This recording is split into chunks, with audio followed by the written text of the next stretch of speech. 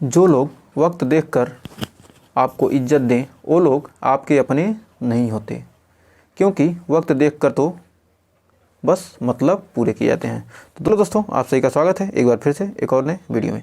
तो आइए हम पढ़ने वाले हैं प्रश्नावली 6.4 क्लास 10th के मैथ में तीसरा और चौथा क्वेश्चन आज हम पढ़ने वाले हैं। आपको थंबनेल से पता चल गया होगा। तो आइए तीसरा क्वेश्चन से शुरू करते हैं। तीसरा क्वेश्चन कह रहा है आकृति में एक ही आधार BC पर दो त्रिभुज दिए हैं। आधार क्या है? BC पर क्या दिए हैं? दो त्रिभुज ABC और CDB या DBC दो त्रिभुज दिए हैं, बने हुए हैं। यदि AD BC को O पर प्रतिच्छेद करें, AD क्या कर रहा है? AD BC को O पर प्रतिच्छेद करें तो दर्शाइए कि एरिया ऑफ त्रिभुज ABC बटे एरिया ऑफ त्रिभुज DBC बराबर AO बटे DO है। तो इसको क्या करना है, कैसे हम प्रूफ करेंगे? तो आइए प्रूफ करते हैं। तो प्रूफ करने के लिए सर्वप्रथम सॉल्यूशन देखते हैं इसका।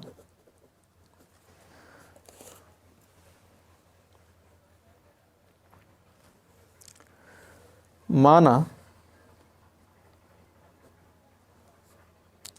AP और DM रेखा, अब इसका मतलब बताना, पहले लिख दें। रेखा BC पर शीर्ष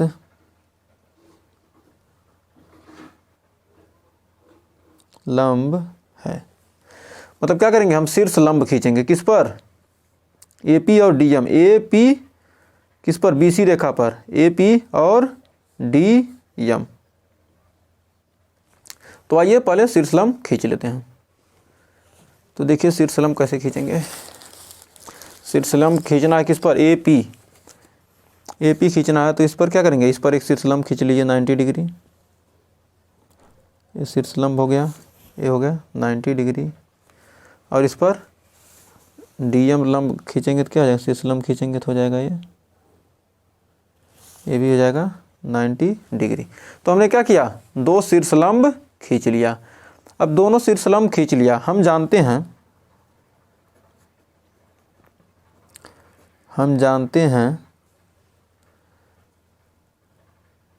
कि त्रिभुज का क्षेत्रफल बराबर होता है कितना? 1/2 गुणे आधार गुणे शीर्ष लंब या ऊंचाई। इस शीर्ष लंब को क्या कहते हैं? ऊंचाई कहते हैं। तो इसके बराबर होता है, आधार गुणे शीर्ष लंब के बराबर होता है। तो त्रिभुज एरिया ऑफ त्रिभुज ABC बटे एरिया ऑफ त्रिभुज DBC बराबर 1/2 BC गुणे AP बटे 1/2 गुणे BC गुणे DM। तो क्या हो जाएगा? BC से BC कट जाएगा, 1/2 से 1/2 कट गया। अब बचा कितना? BC से BC काट दिए, 1/2 से 1/2 कट गया। AP बटे DM। AP है ना, AB लिख रहे हैं, AP बटे DM। ये क्या हो गया? इसको मान लीजिए समीकरण 1। इसको समीकरण 1 मान लें तो अब जानते हैं कि त्रिभुज APO में AP है, P है ना, एक सेकंड, इसको तो हमने लिखा है P और M। AP और क्या खींचना था? ADBC को AP और हमने क्या किया? AP और DM खींचा था।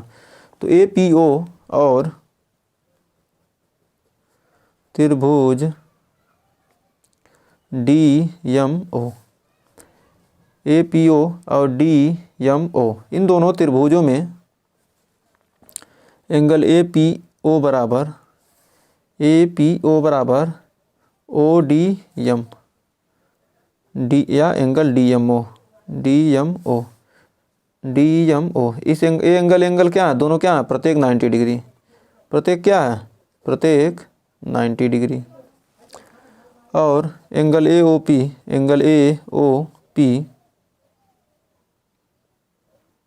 बराबर एंगल DOM या MOD ए एंगल और ए एंगल, जब दो तिर्यक रेखाएं काटेंगे तो क्या दोनों जो कोण बनेंगे क्या होंगे, बराबर होंगे। ये कौन से कोण कहलाएंगे, शीर्षाभिमुख, शीर्षाभिमुख, शीर्षाभिमुख कोण हो गया। ये क्या हो गया, शीर्षाभिमुख कोण हो गया। तो इस प्रकार क्या कर सकते हैं, इस प्रकार हम कह सकते हैं कि त्रिभुज ए पी ओ बराबर समरूप है त्रिभुज D M O.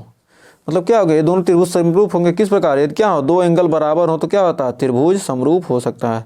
Angle angle समरूपता नियम से जब क्या दो एंगल बराबर हो या दो साइड बराबर हो तो क्या होगा, त्रिभुज समरूप होगा ही। तो इस पर क्या हो गया, दोनों त्रिभुज क्या हो गए, समरूप हो गए। जब दोनों त्रिभुज समरूप हो गए तो हम क्या लिख सकते हैं, ए पी बटे डी एम बराबर ए ओ बटे डी ओ। क्या होंगे, ए पी बटे डी एम बराबर ए ओ बटे डी ओ। ए पी बटे डी एम बराबर ए ओ बटे डी ओ। मतलब क्या है, दोनों क्या अनुपातिक भुजाएं क्या होंगी, बराबर होंगी। जब दो त्रिभुज क्या होंगे, समरूप होंगे तो क्या होगी, उनकी अनुपातिक भुजाएं क्या होती हैं, आपस में बराबर होती हैं। जब क्या होंगे, दो त्रिभुज समरूप होंगे, उनकी अनुपातिक भुजाएं बराबर होंगी। तो इस प्रकार हम क्या कर सकते हैं, इस प्रकार कह सकते हैं कि एरिया ऑफ त्रिभुज ए बी सी बटे एरिया ऑफ त्रिभुज डी बी सी बराबर ए ओ बटे डी ओ। कैसे, समीकरण 1 से। समीकरण 1 में हमने क्या किया है, एरिया ऑफ त्रिभुज ए पी बटे डी एम इसके बराबर था, और ए पी बटे डी एम क्या है, ए पी बटे डी एम की जगह पर ए ओ बटे डी ओ हमने क्या कर दिया, रख दिया। तो क्या होंगे, ये समरूप हो जाएंगे। तो ये क्या करना था, आपका प्रूफ करना था। तो ये क्या आ गया, प्रूव्ड, PROVED। तो हमने क्या कर दिया, प्रूफ कर दिया। तो बढ़ते हैं चौथे क्वेश्चन की तरफ। तो देखिए चौथा क्वेश्चन बहुत ही बेहतरीन क्वेश्चन है, आइए देखते हैं क्या कह रहा है। तो देखिए चौथा क्वेश्चन क्या कह रहा है, यदि दो समरूप त्रिभुजों के क्षेत्रफल बराबर हों तो सिद्ध कीजिए कि वे त्रिभुज क्या होंगे, आपस में सर्वांग सम होंगे। तो कैसे सिद्ध करेंगे, आइए देखते हैं। तो माना त्रिभुज ए बी सी और डी ई एफ है। माना त्रिभुज ए बी सी समरूप त्रिभुज कितना है, डी ई एफ। ये दोनों क्या हैं, समरूप त्रिभुज हैं।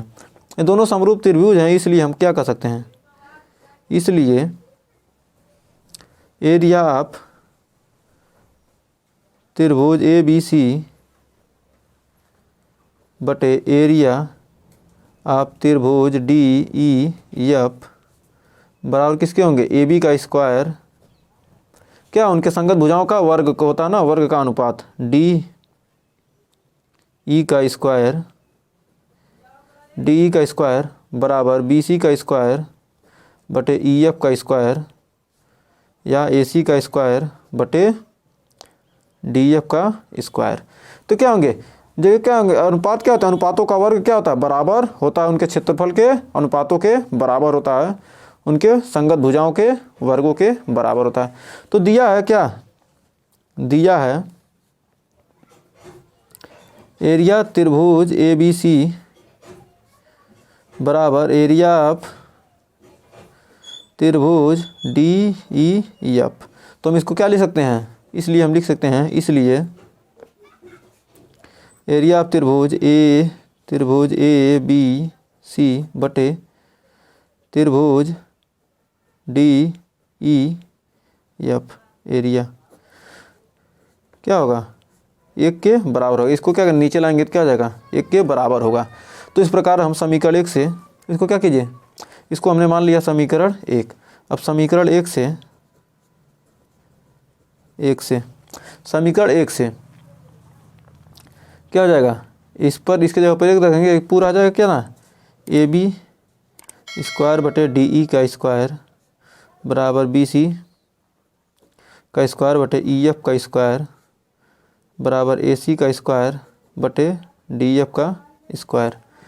इस प्रकार क्या हो सकता है, इस प्रकार बराबर कितना होगा, बराबर 1 के है। तो इस प्रकार हम कह सकते हैं ए बी बराबर डी ई और बी सी बराबर ई एफ और ए सी बराबर डी एफ। तो क्या होगा, जब ये क्या होंगे, भुजाएं क्या होंगी, दोनों भुजाएं क्या है, संगत भुजाएं क्या है, आपस में बराबर है, तो हम क्या कर सकते हैं, त्रिभुज ए बी सी सर्वांगसम है त्रिभुज डी ई एफ के। यही क्या करना था, प्रूफ करना था कि क्या होते हैं, त्रिभुज सर्वांगसम होते हैं। तो क्या, साइड साइड साइड सर्वांगसम प्रमेय से, सर्वांगसम प्रमेय से। सर्वांगसम प्रमेय क्या कहता है कि क्या हो, उसकी क्या हो, संगत भुजाएं क्या होंगे, आपस में बराबर होंगे। तो क्या होंगे, दो त्रिभुज हैं, उनकी संगत भुजाएं क्या हो, आपस में बराबर हो, तो त्रिभुज क्या होते हैं, सर्वांगसम होते हैं। सदैव क्या होंगे, सर्वांगसम होंगे। यही सर्वांगसम क्या है, प्रमेय है। तो उम्मीद है ये दोनों क्वेश्चन आपको अच्छे से क्लियर हो गए होंगे, तीसरे और चौथे। तो उम्मीद है आज का सेशन पसंद आया होगा। अगर आज का सेशन पसंद आया तो वीडियो को लाइक शेयर कीजिएगा, और चैनल पर पहली बार विजिट किए हैं तो चैनल को सब्सक्राइब जरूर कीजिएगा। तो आज के लिए बस इतना ही, मिलते हैं नेक्स्ट वीडियो में नेक्स्ट क्वेश्चन के साथ। और इसके पिछले वीडियो में हमने और चैप्टर को कवर किया है, और बाकी के क्वेश्चन को भी क्या किया, हमने सॉल्व किया है। तो उसके लिए आप प्लेलिस्ट में विजिट करके देख सकते हैं। तो आज के लिए बस इतना ही, मिलते हैं नेक्स्ट वीडियो में, तब तक के लिए टेक केयर, धन्यवाद।